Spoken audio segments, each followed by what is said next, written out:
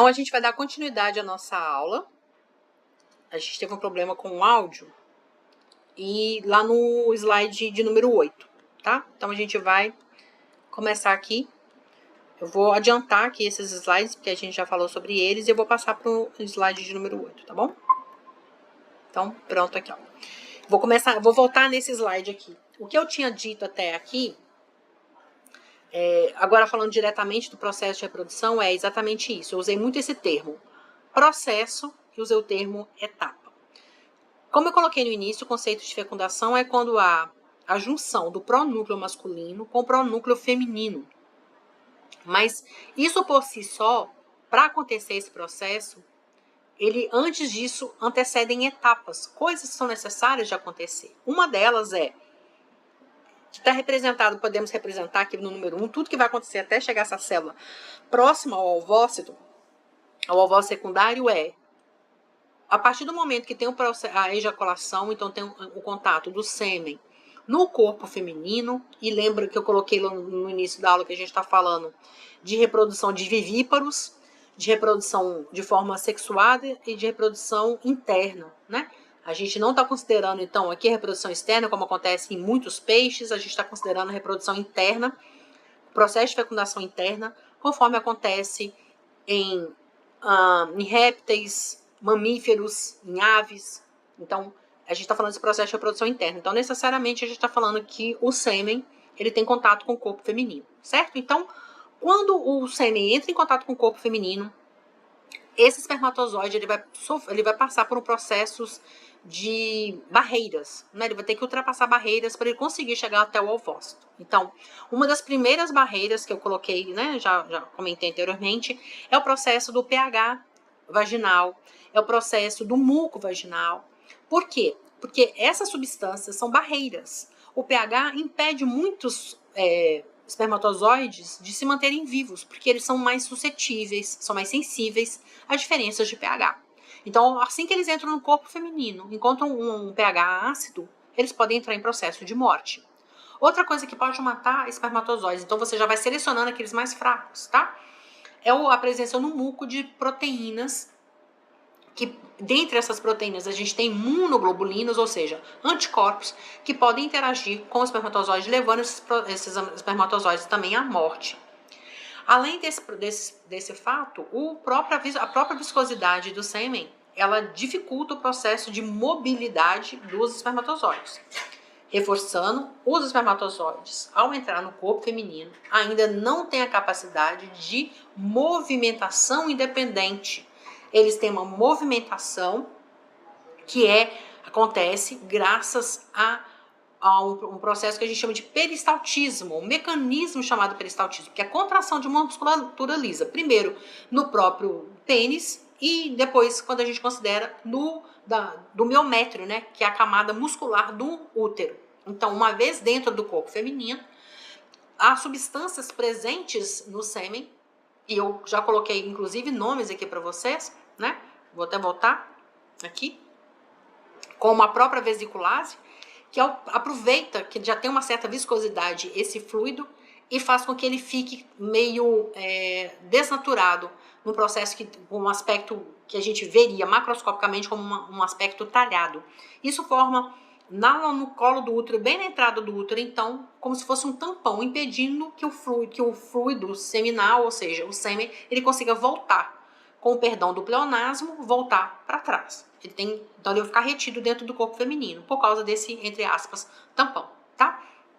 Outras substâncias são produzidas, dentre as quais substâncias que são produzidas pelo próprio ovócito secundário, como um processo de sinalizar onde é que o seu ovócito está. Lembra que ele foi liberado pelo ovário, foi capturado pelas fímbrias da tuba uterina e está na tuba uterina, migrando na tuba uterina. Então o espermatozoide tem que achar qual tuba, né, passar dentro de todo o útero. Então a primeira parte do útero é chamada colo do útero, depois a gente tem o corpo do útero e lá em cima, a porção próxima, né, de onde saem as tubas, é chamado de fundo do útero. Então, lá em cima, na região do fundo, por onde saem, né, se anexam ali as tubas uterinas, como eu mostrei na nossa aula de gametogênese, a gente tem duas tubas, então o espermatozoide tem que optar ou para a direita ou para a esquerda, e normalmente essa opção de escolher, de saber onde é que está o ovócito, vem por causa da liberação de substâncias por causa do pelo ovócito, não por causa, né? Pelo ovócito, ele faz essa liberação, tá? Então, várias substâncias vão ser extremamente importantes, tanto estão presentes no líquido seminal, no sêmen, tanto quanto estão presentes produzidas pelo próprio ovócito ou pelo corpo feminino por outras estruturas, e eu vou citá-las quando for pertinente, né, a informação. Então, passou por todos esses perrengues, esse espermatozoide, quando ele chega, né, passando da parte mediana do corpo do útero, ele já começa o fluido para a própria mudança de pH da vagina para chegar até essa região do vagina, colo do útero e essa região do meio ali do útero, o pH já muda bastante. Então, o pH alterado, mudado agora, né, não tão ácido mais, ele vai fazer com que esse fluido seminal ou sêmen, ele fique mais líquido. Isso já facilita bastante o movimento. Agora sim, a gente vai passar por um processo que a gente chama de capacitação espermática, que é o espermatozoide adquirir a capacidade de fazer o seu batimento flagelar. Para isso, ele tem que estar saudável, que foi uma característica que também já chamei a atenção em slide anterior, né? Mostrando para vocês a importância das organelas, da estrutura morfológica, tanto do gameta masculino quanto feminino. Então, uma vez que ele está saudável, consegue fazer seu batimento flagelar, ele agora vai ter contato com o ovócito. Lembra que ele já conseguiu migrar respondendo às substâncias quimioatraentes. Então, agora ele chegou perto do ovócito. Então, entre ele estar aqui e conseguir interagir com o ovócito, vai um tempo. Tem necessidades, características para isso. Uma delas é quando a gente tem proteínas que fazem essa interação. Então, eu já tinha comentado isso também, então eu estou fazendo um overview de tudo que eu já falei, tá? A gente faz a interação das duas células, então, da célula masculina, o gameta masculino com o gameta feminino, essa interação vai ser feita por meio de proteínas, né? Moléculas, normalmente moléculas proteicas. Então, essas proteínas presentes tanto na célula masculina quanto na célula feminina vão interagir entre si. Na célula masculina, a gente tem o isomo 1, que é uma proteína exclusiva, né, desse tipo de célula. Então, a gente vai só encontrá-la nos espermatozoides, não em qualquer lugar do espermatozoide, pessoal, não na peça intermediária, não no flagelo, não nessa região aqui da cabeça, só nessa região aqui, ó, nessa região superior que está acima, do lado ali, essa região fazendo como se fosse um C aqui, próxima à região do acrossoma. Então, assim, o espermatozoide consegue interagir com uma outra proteína, só que essa expressa, né, no ovócito feminino, que é a proteína chamada Juno. Eu, inclusive, expliquei de onde vem os nomes, de quem descobriu cada uma delas, tá? Então, quando acontece a interação dessas duas, então, o Juno, a proteína feminina, com o isomo 1, que é a proteína masculina, acontece uma série de alterações morfológicas nessas proteínas. Uma das coisas que acontece é essa aproximação dessa proteína chamada isomo, ó, cada uma que a gente chama de monômero, porque é uma molécula. Monômero, uma molécula. E ela começa a formar um processo de dimerização, ou seja, junta duas moléculas aqui para elas fazerem uma função, tá? Associa-se a elas uma proteína acessória, chamada proteína PDI, uma proteína de interação. Ela não é exclusiva desse processo, dessa interação. Ela acontece em outros processos também, mas ela auxilia na manutenção da estrutura da interação dessas duas proteínas, a Juno e a isomo, de maneira que agora essa célula fica bem aderida uma na outra. O espermatozoide consegue ficar bem aderido ao ovócito. E aí ele vai começar a fazer um processo que é chamado, espera aqui que eu já vou voltar aqui, tá? Eu fugi ao meu padrão de fazer slides. Em alguns, vocês vão encontrar alguns textos ao longo da nossa apresentação. Mas eu costumo, como vocês sabem, não parar para ler, tá?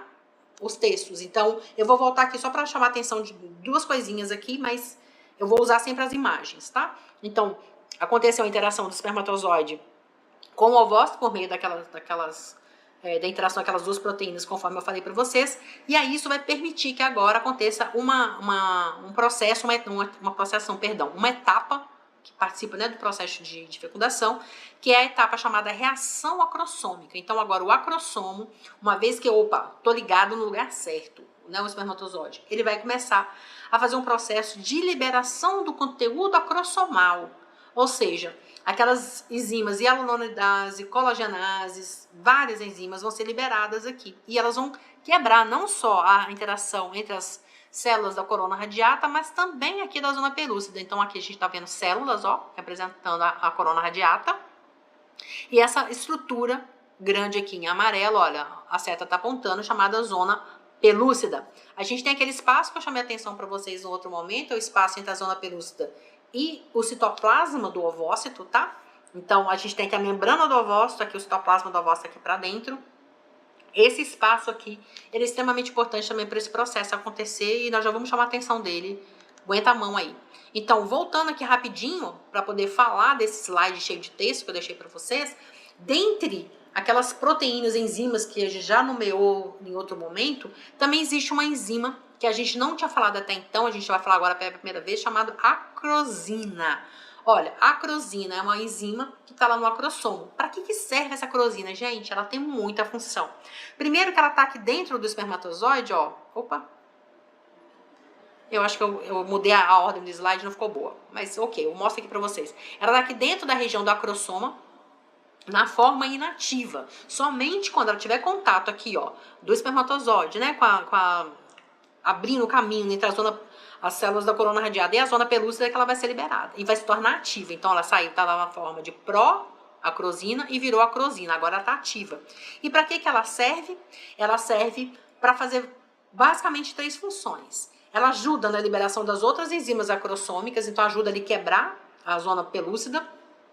E isso vai ajudar o espermatozoide a conseguir penetrar no ovócito e faz essa atividade basicamente, que é uma atividade proteolítica. Associado com essa acrosina, eu coloquei o nome de mais uma proteína. Gente, tem um monte, tá?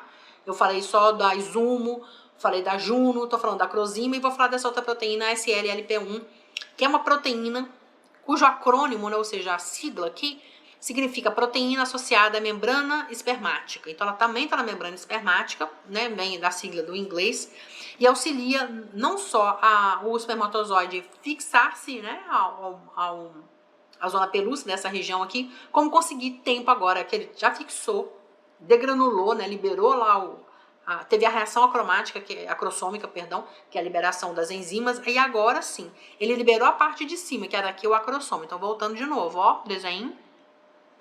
Aqui, ó, liberou todo esse conteúdo. Quem tá aqui embaixo? O núcleo, né? O núcleo, o pronúcleo com 23 cromossomos. Então, agora, ele vai conseguir, agora a gente vai ver aqui, começando fazendo sentido, no sentido horário aqui, tá? O esqueminha aqui. Na verdade, anti-horário, perdão, começa daqui, ó, da letra A, né? Ele vai conseguir entrar interagindo com proteínas. Dentre as proteínas também tem outra que eu botei o nome aqui, proteína da zona pelúcida 3, esse ZB3 aqui. Então essas células conseguem interagir entre si de maneira agora que, liberado o acrossomo, ou seja, as enzimas líticas, o espermatozoide consegue liberar agora o pronúcleo dele. Então, por que a gente chama de pronúcleo, gente? É um núcleo imaturo ainda, né? Lembra que eu falei para vocês daquela questão de muitas vezes ele não ter uma carioteca, né, bem formada, né? Por quê? Porque esse núcleo tem que estar mais fluido mesmo, mais fácil esse cromossomo de interagir com o outro para conseguir fazer a reconstituição, né, do número cromossômico da espécie. Então, uma vez que acontece essa interação, a gente vai vendo aqui por etapas, a reação cromossomal aconteceu, e aí agora sim, acontecendo a fusão entre as duas membranas, olha só aqui, já vimos que peça intermediária e flagelo ficaram aqui pro lado, ó. Veja aqui que eu tô mostrando com laser para vocês, ele já saiu, tá bom? Então, ficou só basicamente a membrana da região da cabeça e aí o núcleo é inoculado aqui dentro. Aí eu falei para vocês, pessoal, tem um espaço aqui que acontece entre a zona pelúcida. Vou mostrar essa imagem agora que tá aqui no topo, né, do slide, do lado direito de vocês, essa imagem de microscopia, que é uma imagem minha mesmo. Então, tá aqui, ó, a zona pelúcida. E tem um espaço entre ela e a região do ovócito, ó, esse espaço. Parte dele está ocupado pelo primeiro corpúsculo polar, porque lembra que essa célula parou em metáfase 2, né? Ela está parada em metáfase 2. Já começou a meiose 2, mas parou em metáfase. E esse espaço é chamado de espaço perivitelínico. Por que ele é importante? Aí eu já tinha falado com vocês em 2 momentos. Calma que na hora certa eu vou falar. Então agora é a hora de falar. Quando acontece a liberação começa a liberação do pronúcleo masculino, ou seja, do núcleo mesmo masculino, tá vendo essas vesículas aqui, ó, essas bolinhas, elas estão bem aqui, nessa região da membrana plasmática do ovócito. E essas vesículas, esses grânulos, eles são liberados para esse espaço perivitelínico. Por quê e para quê? A liberação dessas substâncias vai causar uma mudança de carga elétrica na zona pelúcida, de maneira que agora só aquele espermatozoide que teve contato e conseguiu fazer a reação acrossômica consegue interagir, os outros não conseguem, é como se eles fossem tomar um choque.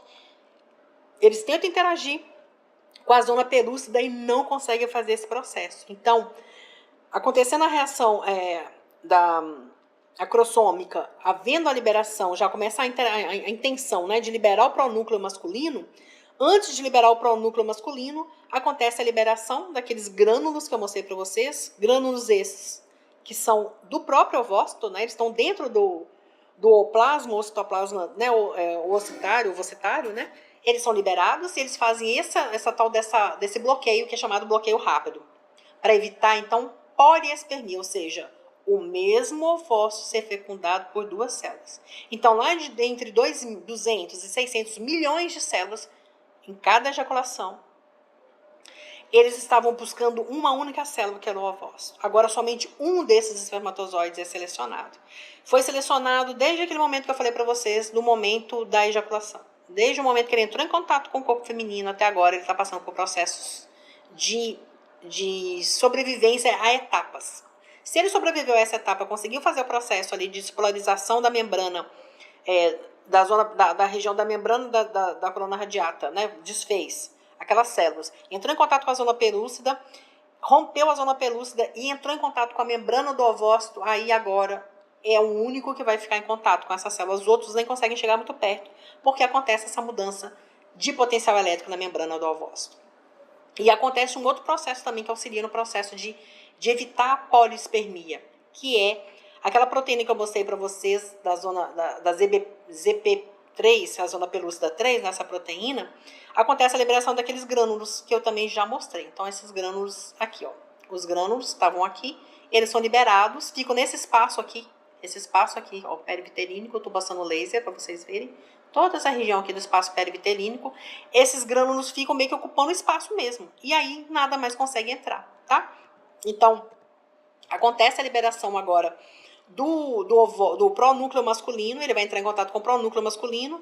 Várias coisas dessas que eu já contei para vocês, está tudo escrito aqui de novo, então vou pular, porque eu não vou ler isso para vocês, né? Vocês sabem ler, não precisam ficar lendo isso. E eu já expliquei nos slides, né? Eu só reforcei como um texto ali, só para ajudar vocês na hora de estudar. E aí acontece agora, finalmente, o processo de fecundação. Então, ó, entrou em contato o pronúcleo masculino com o feminino, agora os dois pronúcleos estão aqui, o masculino com o feminino, fusão, agora sim a gente teve a fecundação. Então, a fertilização aconteceu respondendo a todas essas etapas anteriores. Tudo aconteceu para que somente dois pronúcleos conseguissem interagir entre si. Então, agora aconteceu a fusão desses dois pronúcleos, a gente vai juntar o material nuclear do pronúcleo masculino com o pronúcleo feminino e reconstituir a quantidade total. No caso, espécie humana, 2N igual a 46 cromossomos. Agora a gente tem 46 cromossomos. E então a gente não mais vai chamar essas células de gameta. Essa célula agora, resultante da fusão, aquela que era o ovócito secundário até então, quando teve esse desencadeamento todo elétrico ali na zona pelúcida, isso tudo já foi suficiente. A liberação dos grânulos é suficiente para a célula entender que ela tem que avançar agora para finalizar a meiose 2. Então, ela finaliza a meiose 2, formando o segundo corpúsculo polar que não está representado aqui, né? E a gente tem a formação da célula ovo-zigoto. Então, finalizamos aqui o processo de fecundação. Uma vez que eu tenho o núcleo diploide, e agora a gente é uma questão de poucas horas mesmo, tá? Questão de 3 horas, 4 horas, já começa o processo de clivagem, ou tem livros que chamam de segmentação. O nome que é mais comum de vocês encontrarem na literatura, então nos livros, é o processo chamado clivagem. Por que a gente chama clivagem ou segmentação? Porque essa célula que era única, é como se ela se dividisse em dois. Veja que o tamanho é o mesmo. Depois ela sofre mais uma mitose e forma 4, mas mantém o mesmo tamanho. Então a gente está formando células. Tem até essa informação aqui, ó, o crescimento é por mitose, a gente está formando células que são chamadas agora de blastômeros. Então, de uma célula, olha os 2 pronúcleos. Gente, essa imagem é muito linda. Eu me lembro muito da minha época de trabalhar com né, na embriologia. Eu ficava extremamente feliz quando eu via, poxa, os 2 pronúcleos estão juntos. Então, agora eu esperava umas horas, ia lá, já tinha 2 células, 4 células, enfim, né? Eu sabia que tinha possibilidade de a gente ter um embrião. Então, aqui os 2 pronúcleos juntos, aqui já passou para blastômero com 4 células, mas o primeiro que se forma são 2, né? Divide em 2 células. Cada célula dessa, então, agora é chamada de blastômero. E quando a gente tem até um conjunto de 16 células, e cada mórula pode variar, tá? Tinha paciente que a gente tinha mórula com 12 células, tinha paciente com no mesmo tempo que a gente já tinha 16 células, então tem livro que coloca taxativamente o número 16. Não existe esse número absoluto, tá? Pode variar entre 12 e 16, né? Depende do número de mitoses que aconteceram. Até aqui, a gente vai só simplesmente chamar essas células de blastocistos, né? De blastômeros, perdão. Blastocistos não, perdão. Blastômeros. Blastocistos é outra fase.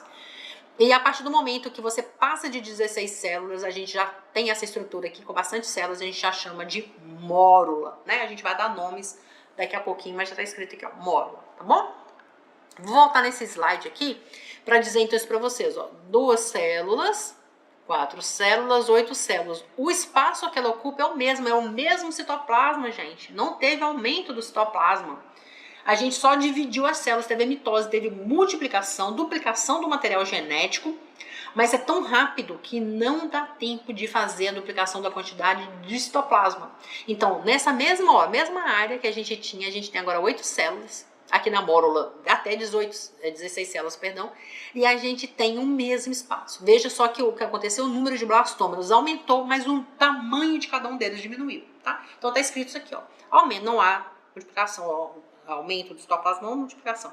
Não aumenta o citoplasma, por isso a gente tem mais blastômeros, mas eles têm tamanhos, né, diferentes. Então, a partir daqui, da mórula, a gente vai, essas células vão sofrer um processo agora ainda continuando, né, no processo de mitoses, mas a gente já vai sofrendo processos de diferenciação. O que significa isso? Desse pool de células, esse conjunto de células, a gente vai tem em torno agora já de 32 células ou até mais, até 40 células, a gente chama de mórula ainda. Elas começam a se separar. Olha só isso que está acontecendo aqui, sofrendo um processo que agora a gente já não tem mais, a fecundação já passou, o processo de clivagem já passou, nós já estamos no terceiro processo, chamado blastulação. E essa blastulação vai fazer a formação de uma estrutura, agora que já não é mais assim, ó, sólida, né, cheia de células. Ela tem aqui a entrada de um fluido, essa região aqui de cavidade, que a gente chama de blastocele. E toda essa estrutura é chamada de blastocisto. Vou dar nomes para mais estruturas aqui dentro, mas ó, tem um grupo de células que fica na periferia e um grupinho mais central aqui, ó.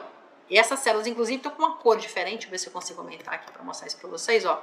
Essas da periferia estão com uma cor mais amarelada e esse conjunto de células aqui com essa cor mais rósea, para mostrar que são 2 conjuntos de células diferentes, porque eles vão ter funções diferentes. Mas todo mundo veio só de uma célula, ó, uma célula ovo de zigoto, e já está formando essas células, e agora começa esse processo de especialização, que a gente chama de diferenciação. Cada um vai fazer uma coisa para o bem comum, né, para o desenvolvimento desse organismo como um todo. Então, a primeira sequência de mitoses, formando ali até 16 células, entre 12 e 16 células, para a formação desse estágio que a gente chama de mórula, e depois dessa mórula, a gente tem a formação, então, de um outro processo, o início de um outro processo, que é o chamado processo para a formação do blastocisto, né?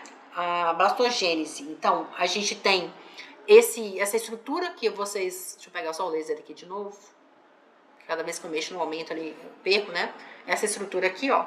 Vocês vão ver que então era a mórula, essa estrutura... Vejam aqui nessa imagem, bem no centro da imagem, onde eu estou desenhando, estou mostrando aqui no útero, né, na representação esquemática de um útero. A gente tem essa aqui, a região da mórula. Esse slide não foi eu que montei, eu peguei dessa da apresentação aqui, mas está bem referenciado. Eu gosto sempre de chamar atenção quando eu não uso o slide que não foi eu que montei de ponta a ponta, eu gosto de chamar atenção para dar crédito a quem tem o crédito, né? A mórula, que é essa estrutura bem compacta, né? E agora começa a entrar um fluido aqui. Esse fluido, gente, vem da ruptura de alguns vasos sanguíneos aqui na tentativa dessa estrutura de fazer o processo, que é a próxima etapa que a gente vai fazer, que é o processo de nidação, que é a fixação dessa estrutura toda, A partir daqui a gente já pode chamar de embrião, tá? Daqui pra frente, quando o útero fizer a nidação, a gente já chama de embrião. Quando ele começa, quando ele se adere na parede uterina, a gente já chama ele de embrião. Então ele começa a sofrer várias alterações, entre as quais rupturas mesmo. Ele vai romper uma parede que estava bem cheia de células, com bastante tecido conjuntivo vascularizado ali, irrigando essas células. E ele rompe, e um pouco desse fluido ele entra aqui nessa região, afastando as células. Então essas células que ficam mais do lado de fora, que vão receber o nome, a gente vai dar o nome de trofoblasto, conforme a gente vai falar daqui a pouquinho os nomes.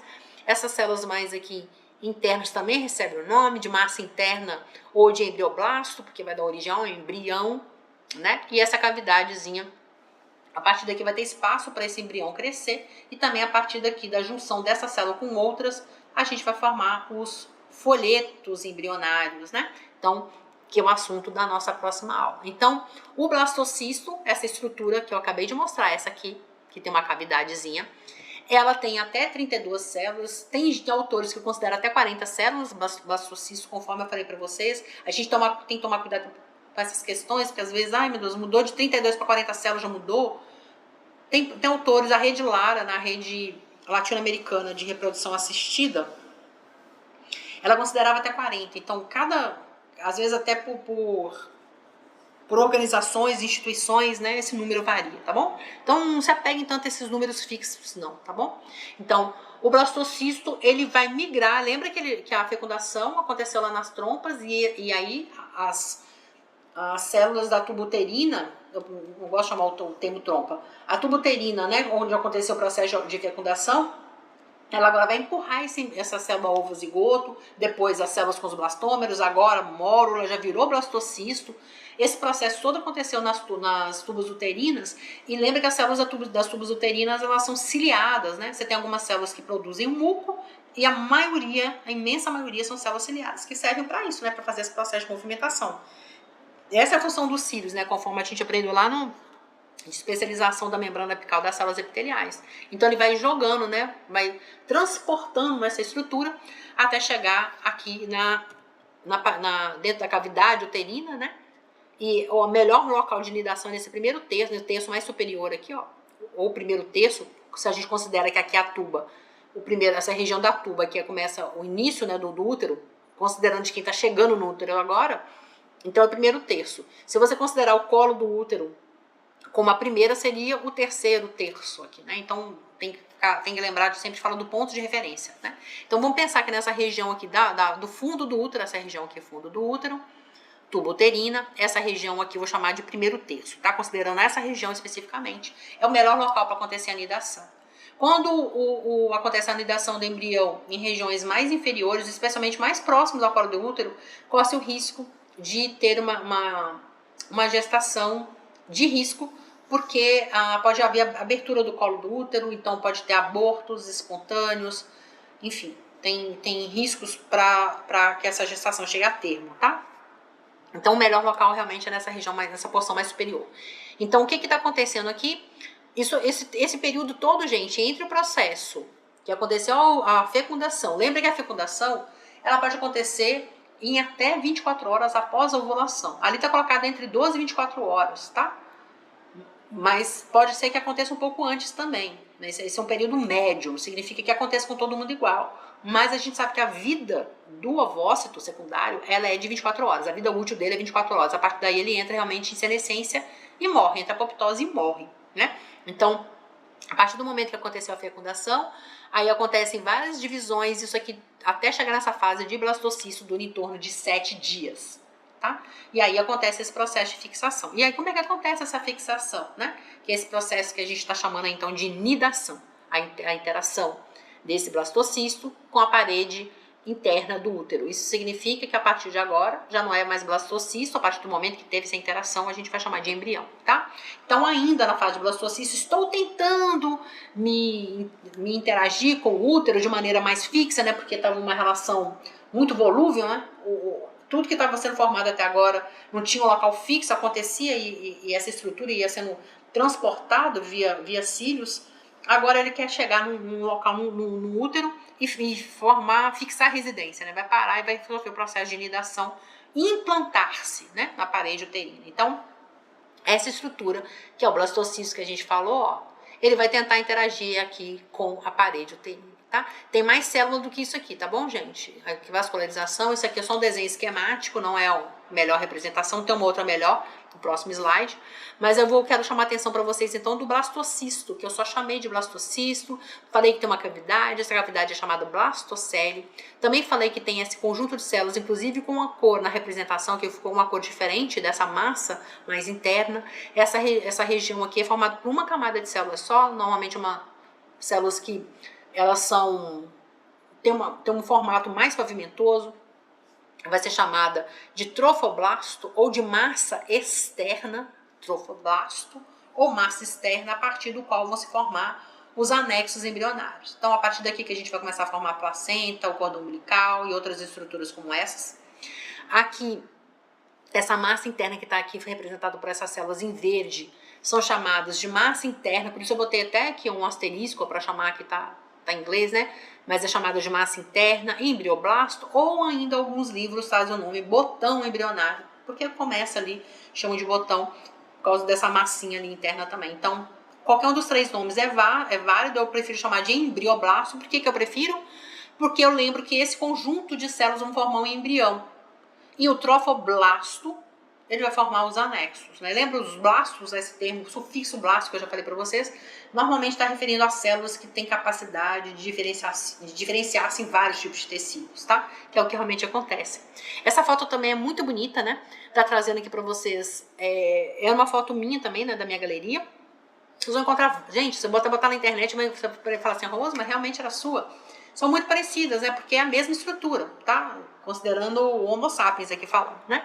Então a gente tem essas células aqui representando o trofoblasto. Lembra que é uma estrutura em 3 dimensões, por isso que a gente está vendo como se fosse uma sombra das células aqui para dentro. E essa massa aqui a gente prefere ver mais bonita, tá? A gente prefere ver as células mais bem definidas. A gente fica mais feliz, eu ficava mais feliz quando eu ia fazer essa transferência, a gente chamava transferência de embrião, tá? A gente já pegava, por vezes, meu chefe preferia fazer transferência na fase de mórula, que era o mais comum da gente fazer, mas dependendo do caso da paciente, lógico que isso tudo estudado e discutido na equipe, né? E com a própria paciente também, a gente sempre levava tudo para a paciente, e o paciente que dava a palavra final. A gente dava um embasamento técnico, e os pacientes decidiam no final. Às vezes a gente também chegava nessa fase aqui de blastocisto para fazer o transplante, tá? Que não é muito comum, como eu falei para vocês, condições excepcionais. Então, a gente preferia que essas células estivessem bem definidas aqui, né? Isso mostra um pouco mais saúde, né, desse processo aqui, desse blastocisto, tá? Então, essas células têm muitas moléculas de adesão aqui e elas interagem com as células do endométrio. Lembrando que o endométrio é formado por um epitélio e o epitélio está sempre basado num tecido conjuntivo, né? Então, aqui, ó, de novo, né, essa estrutura agora já está recebendo nomes distintos, tanto aqui no desenho esquemático da esquerda quanto da direita. A gente está vendo as células aqui em roxo que representam o endométrio. O que está aqui em rosa representa o tecido conjuntivo. No meio desse tecido conjuntivo a gente tem células epiteliais que formam glândulas, as glândulas uterinas, que produzem muco, dentre outras substâncias. Né, a vascularização, aqui botaram um vasinho, gente, isso aqui tem vaso, é muito lindo de ver um corte disso, tem muito, muito, muito vaso na nossa aula prática. Para esse módulo eu vou mostrar para vocês, né, fotos de um útero em gestação, então vocês vão ver a quantidade de vascularização que ele tem, muita vascularização mesmo. E aí, uma vez que essas células do blastocisto, agora já o embrião, conseguiram interagir aqui, olha, elas enfiaram no meio do endométrio, tá vendo? Porque misturou endométrio com as células do trofoblasto, que agora já aqui nessa região nem é uma camadinha só, olha quantas células já se multiplicaram.